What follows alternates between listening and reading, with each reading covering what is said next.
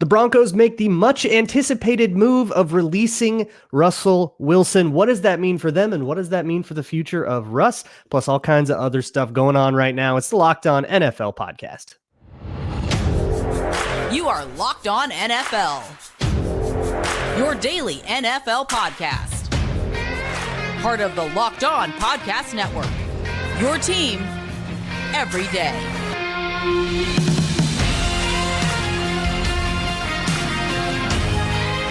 What's up, everybody? Welcome to the Locked On NFL podcast. It's Tuesday. That means you get me.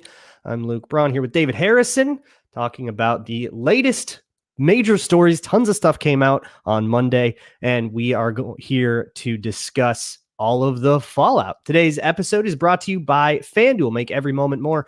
Right now, new listeners get $150 in bonus bets with any winning $5 bet. It's $150 if your bet wins. Visit FanDuel.com/locked on to get started. And thank you so much for making Locked On NFL your first listen of the day, each and every day.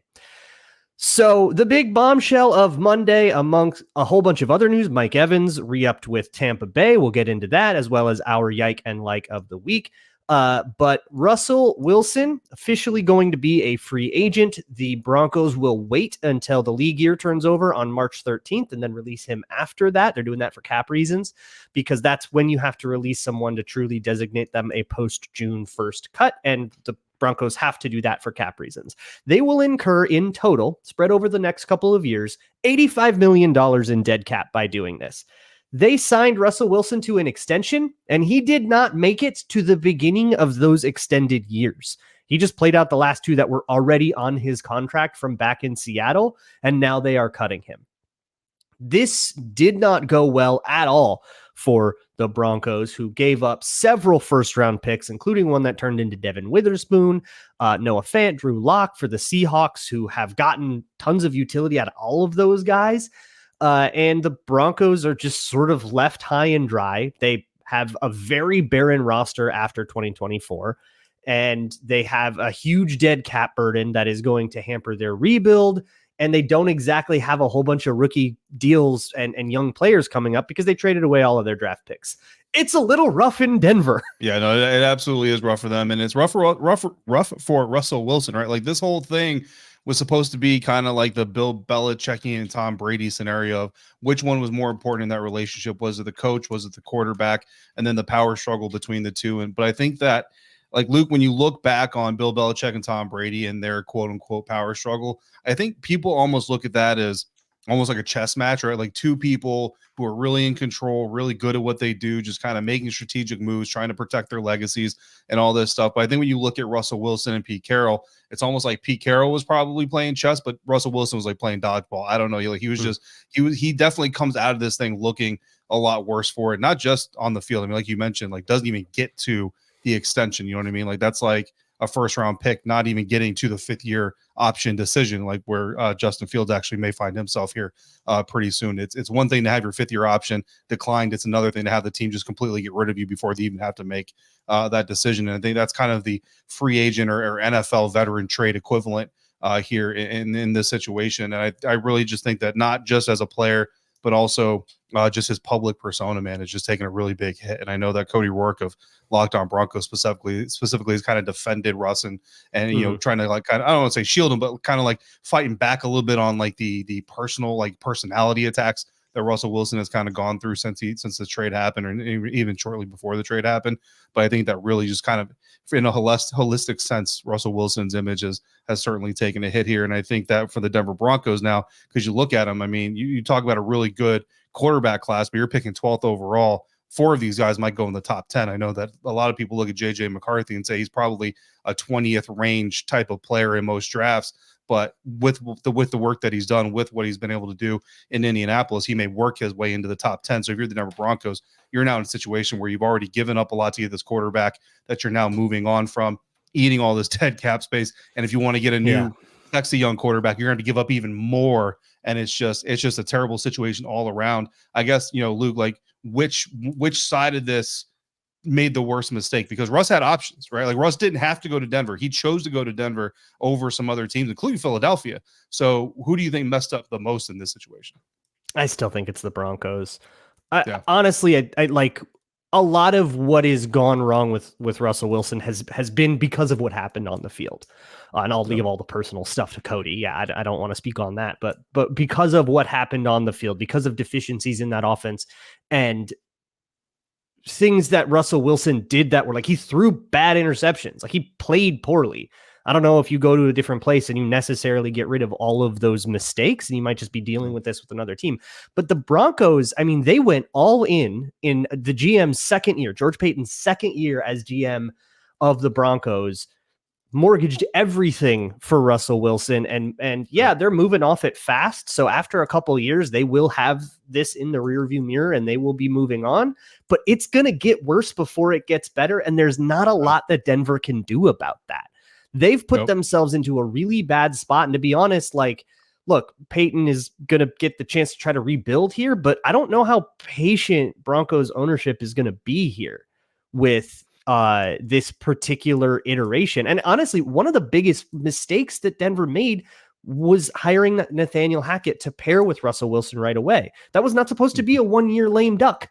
That was not like a Lovie Smith in Houston kind of situation. That was supposed to be the build. That was supposed to be the thing, the contender, the challenger to Kansas City. And it fell apart so egregiously bad. I mean, you got to start talking about where this lands in the ranking of bad trades among history. And you know, you bring up Herschel Walker or whatever, Ricky Williams, all of those. But this is going to hamper this franchise for a long time. Like the fallout of this is not just going to be that they've got a slightly more difficult cap situation for a couple of years. They have to rebuild a roster from the ground up in a way that you don't get to do in like 1 or 2 off seasons. It's going to be rough over there. Right, I think that's a lesson that every NFL team needs to learn, and every fan base and even media group needs to learn.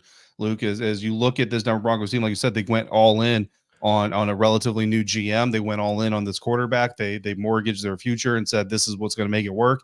And they really put them in a situation where it was either going to work immensely or fail explosively. And one of those two options, you left yourself a 50-50 opportunity. But you look at like the San Francisco 49ers. And something that nobody is talking about, despite the fact that they just lost the Super Bowl, is they traded up and they mortgaged some future capital to get Trey Lance, who didn't work out and is one of those players I just mentioned that before the 5th-year option even had to be made was shipped off to another team. Complete disaster as far as that's concerned, complete failure as a draft capital investment. But because the San Francisco 49ers didn't put them in a situation, like it was never Trey Lance or nothing, right? Like they had other things and they made other moves and they left themselves. They nailed a late round guy. Yeah. They made, and look, they got lucky Jimmy with G Brock and stuff. Purdy. Yeah. Right. Like they had Jimmy G, but they got lucky with Brock Purdy. That's fine. Everybody gets lucky a little bit, but you end up making the move for CMC. You had Deebo Samuel. You had a really good defense. Like the 49ers made this move where they you could kind of call it an all-in where you're trading up in the first round to go get a quarterback. That's typically considered kind of an all-in move on kind of getting your franchise guy. But because it didn't work out, because of the way they laid the foundation of their team when it didn't work out, nobody's even mentioning. Like Adam Peters, the assistant general manager, when that deal went down, now it was just this offseason the sexiest GM candidate, even though he literally just traded up a couple years back for a first-round quarterback and it was a bust. Like that shows you how well that team was managed. And oh, by the way, their salary cap situation isn't all that bad looking either. So it just kind of shows you like it's not just about going after the big name, taking the home run swing. It's about doing it wisely. You can't just go up there and just swing the bat for the sake of swinging the bat. Yeah, and here's something that I am verifying here if I'm right about this, but I think about the Chiefs and the AFC West as a whole, right? And the stranglehold that the Chiefs have on it. Since Tom Brady joined the AFC East, which is, I think, the last time somebody had a team had a stranglehold on their division like the Chiefs have on the West, there was one head coach among the Dolphins, Bills, and Jets that stayed for more than 4 years. Rex Ryan. That's it. And Sean McDermott, but he kind of outlasted. Now Brady has been gone for the back half of his tenure. That's it. These teams, when you can't win the division and you go 3, 4, 5 years without winning the division, you do not last. Some of these guys went 8-8, 9-7, made wild card teams, actually had some respectable seasons. And by all intents and purposes, like had a decent tenure. it feels like the Broncos now are going to have to rebuild into a world where they just have to accept that they aren't going to win the division until they get something elite. And I don't know who has the patience for that. It's very scary to me. Just being in the AFC West. And I don't know what you do if you're the Broncos or if you're the Chargers or the Raiders, but at least, the Chargers have their Justin Herbert and, the Raiders are kind of in the dumps too. So we'll see where that's at. But let's move to the NFC and get into the big thing that the Tampa Bay Buccaneers did, which is bring back Mike Evans, who will most likely retire a Buck. We'll talk about the fallout from that and whatever other free agency stuff we want to talk about, because you can't stop us. It's Locked On NFL. This show is sponsored by BetterHelp. What's the first thing you would do if you had an extra hour in your day? Maybe you go for a run, maybe you take a nap, read a good book, show up for a friend, or binge a couple episodes of your favorite Netflix or whatever show. A little bit of free advertisement there for them. A lot of us would spend we do spend our lives wishing we had more time. But the question is, what do you want that time for? If time was unlimited, how would you go about using it? Well, the best way to squeeze that special thing into your schedule is to know what's important for you and then to learn how to make it a priority. Therapy can help you find ways or find what matters for you so that you can do more of it. So if you're thinking of starting therapy, give BetterHelp a try. It's entirely online, designed to be convenient, flexible, and suited to your schedule. Just fill out a brief questionnaire to get matched with a licensed therapist and switch therapists anytime for no additional charge. Learn how to make more time for what makes you happy with BetterHelp. Visit BetterHelp.com/lockedon today to get 10% off your first month. That's BetterHelp, HELP.com/lockedon. Thanks again for making Locked On NFL your first listen of the day each and every day. When you are done here, go on over to the Locked On Sports Today YouTube channel, and you can see a 24/7 streaming channel that is the only thing on the whole internet of its kind, of all Locked On shows, all the biggest stories, all coming at you from that wonderful local expert angle, which is what makes the Locked On Network so special. And speaking of local expertise, David, you covered the Bucs for how long on Locked On Bucs? I'm just going to turn this over to you. Mike Evans, re-sign. What do I need to know? Yeah. So, I mean, look, this thing got a little bit sticky. And I think really what this is, Luke, is it's a master class in agents massaging the situation, right? So we'll talk about that here in a minute. But the first and foremost, the most important thing that everybody needs to know is Mike Evans, future Hall of Fame wide receiver, about to tie a Jerry Rice NFL record this coming season, signed a 2-year, $52 million contract with the Tampa Bay Buccaneers, or agreed to, I should say, a 2-year, $52 million contract with the Tampa Bay Buccaneers on Monday. It's $35 million guaranteed, $35 million guaranteed.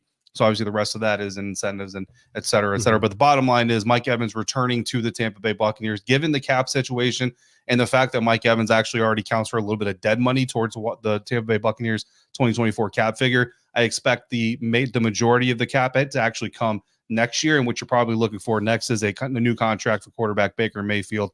He and Mike Evans have said publicly multiple times that they want to play together again. The new offensive coordinator in Los Angeles worked with Baker Mayfield. The system, the language is very similar to what the two just operated in with Dave Canales before he got hired away by the Carolina Panthers. So there's just a lot of positivity and a lot of momentum moving towards those two returning to the Buccaneers this coming season.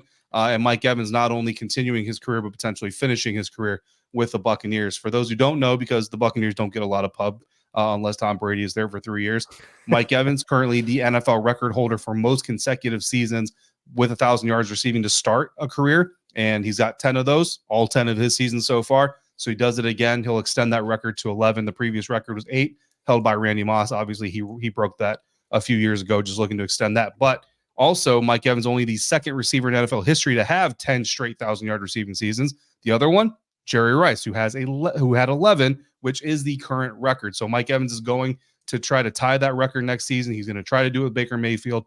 That deal's still pending. And then, of course, Antoine Winfield Jr., the young safety stud, probably getting the franchise tag. And the Buccaneers trying to do their best Saints impression, being in really bad cap situations, but somehow bringing all their stars. They can go so much further.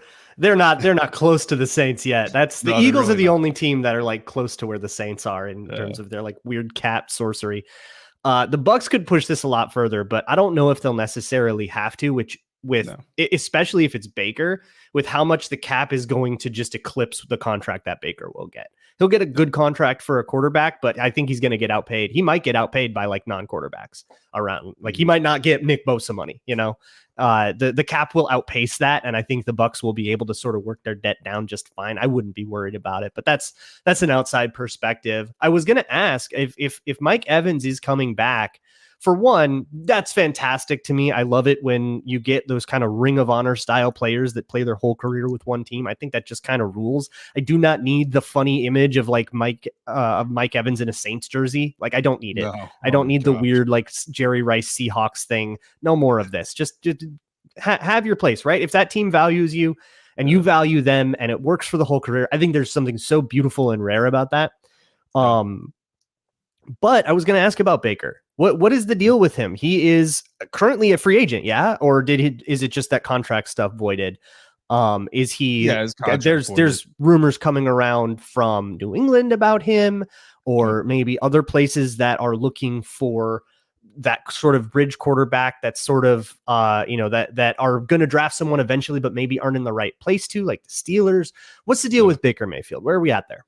Yeah, I mean, I think I have confidence personally that I think that the deal is going to get done with Baker Mayfield. I think Baker will get a new contract with the Tampa Bay Buccaneers. I'm sure they're talking years, they're talking dollars, they're trying to figure out exactly what it is they're going to pay and how they're going to do it in the structuring and all that stuff. But I do have confidence that Baker Mayfield is going to end up in Tampa Bay again, for the next couple, at least 2 or 3 years before they would have the opportunity to move on if they chose or if they had a reason to move on. So I don't think that's too much of a worry. But I think all this other stuff, right, like the Patriots being interested in them, we just kind of mentioned with the Mike Evans situation. I think it's agents showing why they get paid what they get paid, because what comes out about Mike Evans and the Tampa Bay Buccaneers. You go back to before this last season, his agent is putting out public statements about, hey, we have tried to come to the table multiple times with the Buccaneers and general manager Jason Light. They're not coming to the table for our player. They're not coming to the table for this Ring of Honor, future Hall of Fame, Buccaneers franchise legend, and like basically saying without saying, like, you don't have a lot of franchise legends.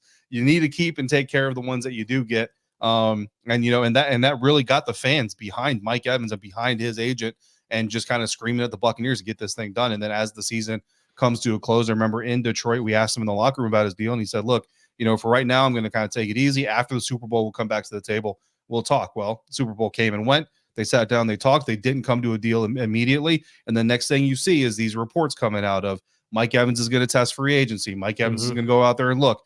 And people are like, okay, well, Houston's probably the biggest, the biggest draw, and not for nothing, but Houston looks almost like a little bit of a conservative team. They may not pay Mike Evans as much as he wants to get paid. So what's the next report that comes out? Mike Evans ain't going to Houston. In fact, Mike Evans ain't going nowhere with a rookie quarterback or even a young quarterback. He wants to go somewhere with someone established, like that ladybug that's landed on me. That's weird. And he wants to go somewhere, basically. I mean, you call it ring chase and call it whatever you want, but Mike Evans has earned the right to go do that kind of thing. And next thing, what starts dancing on social media, Luke? The image of Mike Evans wearing a Chiefs uniform, winning a Super Bowl with Patrick Mahomes. That is a nightmare scenario for the Glazers, the family that owns the Buccaneers, and for general manager Jason Light. Not 2 days later, because the Bucs beat the Chiefs in the Super Bowl.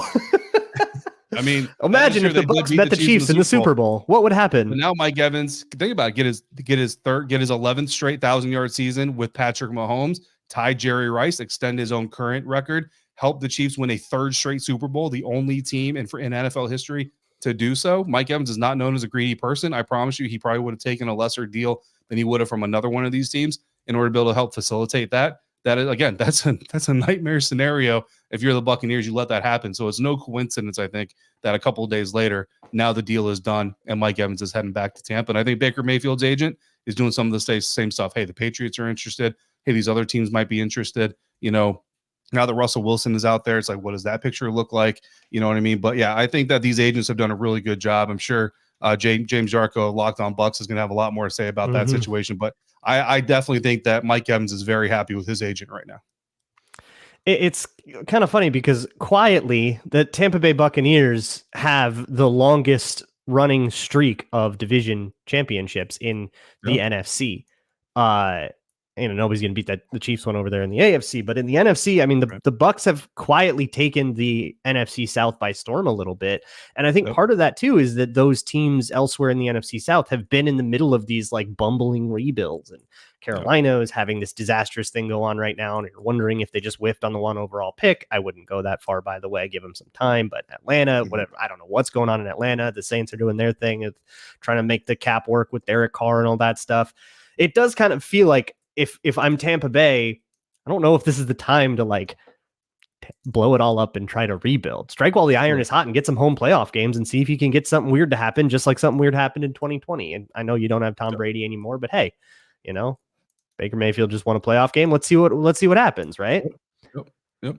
I mean, look, they won a playoff game and they were competitive with the Lions until, right down there in the final stretch. I mean, they're definitely gave the Lions a pretty good fight in their home stadium in the playoffs, and another year of experience together and all that stuff. You never know. I would be disappointed if he left Tampa. But it ain't over till it's over. Let's move on to some of the other odds and ends around the rumor mill of the combine that we want to talk about with our yike and like of the week.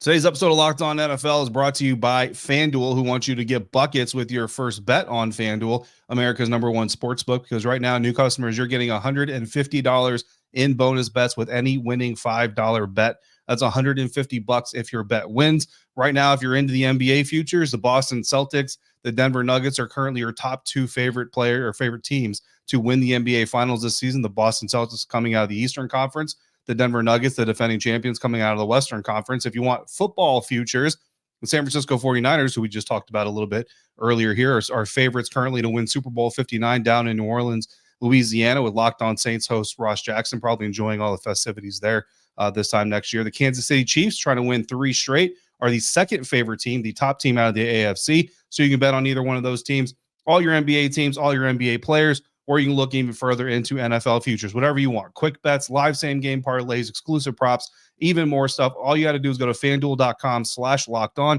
and shoot your shot today. FanDuel, official sportsbook partner of the NBA.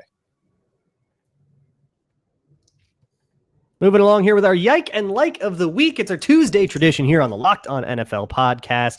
So thank you so much to the Locked On NFL everydayers who know what the gig is. But if you are new, each one of us will come up with one thing that we liked each week and one thing that made us say, yike. I will get this kicked off for you, David, if you need it any time to find one. But I'm going to go with a yike that, boy, this didn't work out. Justin Fields is not getting the market that the Bears thought, that Justin Fields' camp thought. This is an Adam Schefter report from the Pat McAfee show that came out, like, that I saw at least right as I logged in to do this show. So I think pretty recent. They were trying to flip Fields, and it seems very much like pretty set in stone that the Bears are going to draft Caleb Williams. And that they're going to try to trade Justin Fields away. And they thought they would maybe get a couple of day 2 picks or something like that. And it turns out that they're not getting anything close to that.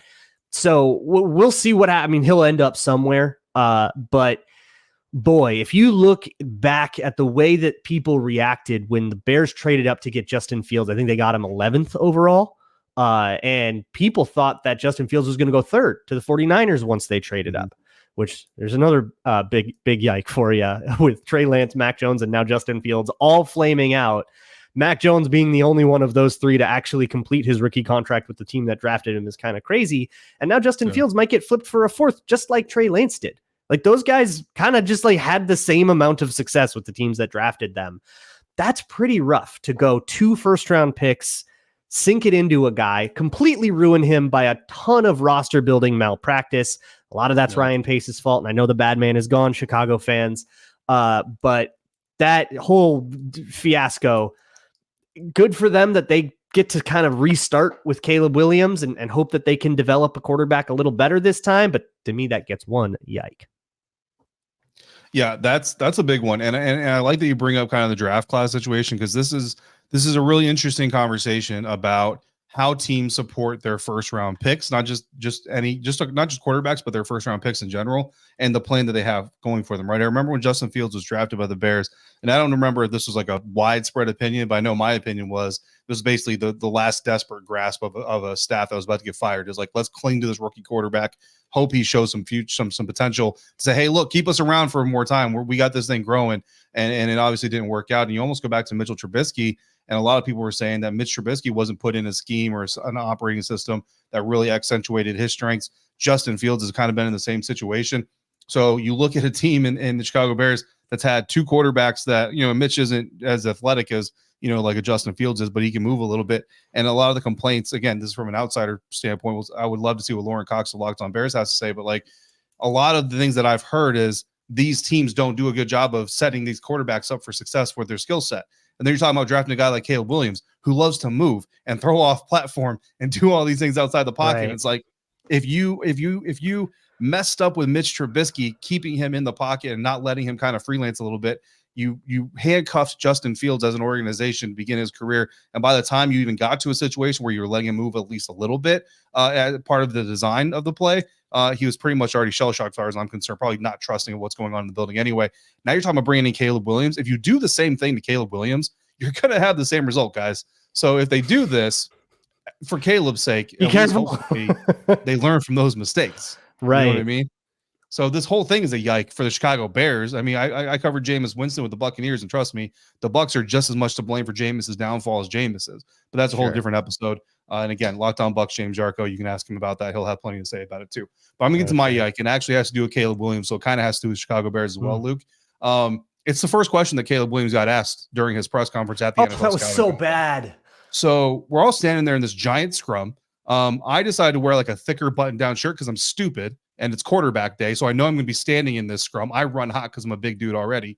Anyway, and Caleb walks up, man, all smiles, says, hey, what's up, everybody? Good morning to you. First question right out the bat from the back of the peanut gallery. Are you scared to compete? And I'm not even going to go through the whole thing. I'm not even going to mention the dude's name because it doesn't, to me, it doesn't warrant that. That guy deleted all his tweets, by the way. Good. You know what? Good. Because he got bullied off of it. If that wasn't the word, and what I did like about it, Luke, is it was a lot of other journalists coming out of saying you are absolutely wrong for what you just did. Like, don't be wrong. The question of why aren't you working out? Fair. The question of what led to the decision? Fair. Drake May got asked. Jaden Daniels got asked. The punter that didn't work out got asked. You know what I mean? That's fine. The theme of the question or whatever, not an issue. It's the way that it was asked. Not only is it the way that it was asked, but as a journalist, like we accept guys like Stephen A. and Skip Bayless, right? Why? Because they come at every topic the exact same way, right? With over enthusiasm, overly critical, whatever it is. You know what I mean? They come at the same way. But guess what that dude didn't do?